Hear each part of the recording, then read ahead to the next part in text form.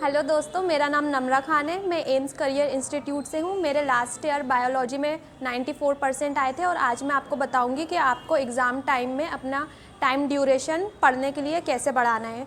Starting में मेरी भी एफिशिएंसी बहुत कम थी। मैं हर सब्जेक्ट को एक घंटा देती थी और फिर एंड में मैंने धीरे धीरे करके अपना टाइम ड्यूरेशन बढ़ाया।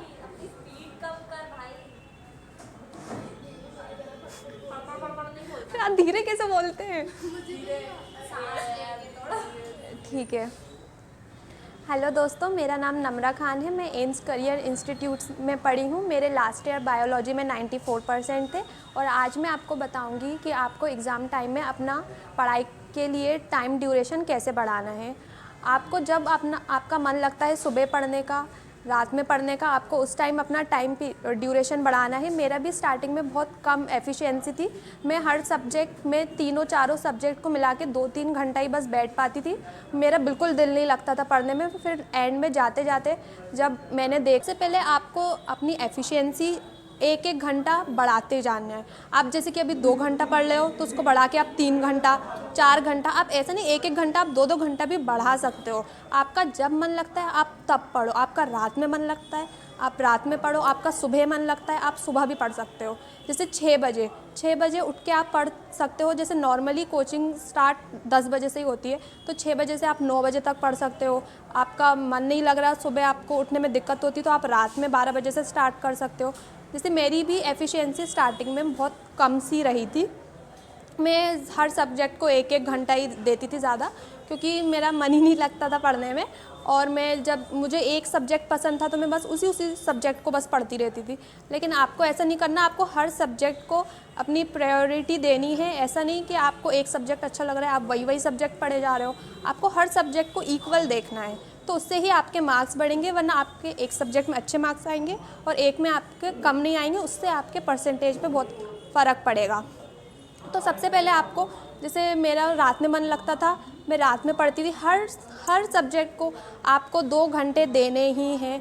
आपको क्वेश्चन प्रैक्टिस करनी है, आपको जो आ चुके हैं उस PYQs के कॉन्सेप्ट करने हैं और आपको क्वेश्चन करने हैं। आपको लिख के देखना है। MP बोर्ड में आपको लिख के देखना है कि जैसे आप बायो लिख रहे हो तो आप थ्योरी कितनी लिख पा रहे हो।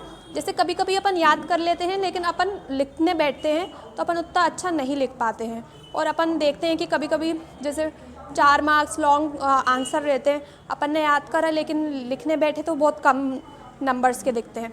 तो आज मैं आपको बताऊंगी आपको कैसे लिखना है।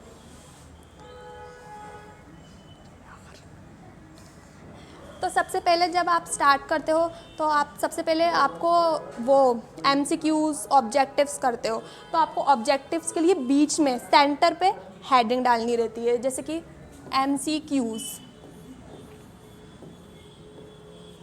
इधर आपको मार्जिन खींचनी है आपके क्वेश्चन नंबर्स के लिए। इधर आप MCQs डालोगे और उधर आप मार्जिन खींचोगे। फिर आपको जैसे क्वेश्चन नंबर 4 लिखा है आपने तो उसका जो भी आंसर है आपको इधर लिखना है, बीच में सेंटर पे लिखना है। आपको ज़्यादा इस तरफ साइड में नहीं जाना हैगा ताकि वो बीच में सेंटर पे दिखे आपका। फिर जैसे आप वेरी शॉर्ट आंसर्स लिखते हो तो आपको बीच में हेडिंग डालनी है वेरी शॉर्ट आंसर। आपको अच्छे से रिप्रेजेंट करना है। फिर आपको आंसर नंबर 1 डाला है आपने तो आंसर पूरा आपको शॉर्ट फॉर्म अवॉइड करने, जितना हो सके आप शॉर्ट फॉर्म अवॉइड करो, क्योंकि शॉर्ट फॉर्म पसंद नहीं आते हैं टीचर्स को। आपको शॉर्ट फॉर्म अवॉइड करने हैं। तो ये आंसर नंबर 1, और जैसे आपने और में लिखा है तो उसका और डालिए, फिर आंसर स्टार्ट करिए। और आपको कॉपी नहीं बचानी है, जितना हो सके साइड से लिखिए, बीच सेंटर पे आपका आंसर आना चाहिए। और कभी कभी गलती हो जाती है, जैसे किसी का क्वेश्चन डाल के आप कोई सा दूसरा आंसर लिख देते हो तो आपको सिर्फ नॉर्मली ऐसा आपका आंसर है तो आपको बस एक नॉर्मली इतना सा कट लगाना है। आपको ऐसा रॉन्ग ऐसा वैसा कुछ नहीं करना, बस एक नॉर्मली कट लगाना है। तो उससे आपकी कॉपी सही दिखती है, क्योंकि मिस्टेक सबसे होती हैं। आपको बस नॉर्मली उसको रिप्रेजेंट करना है, आपको फालतू गुदागादी नहीं करनी। और जैसे स्पेलिंग मिस्टेक हो गई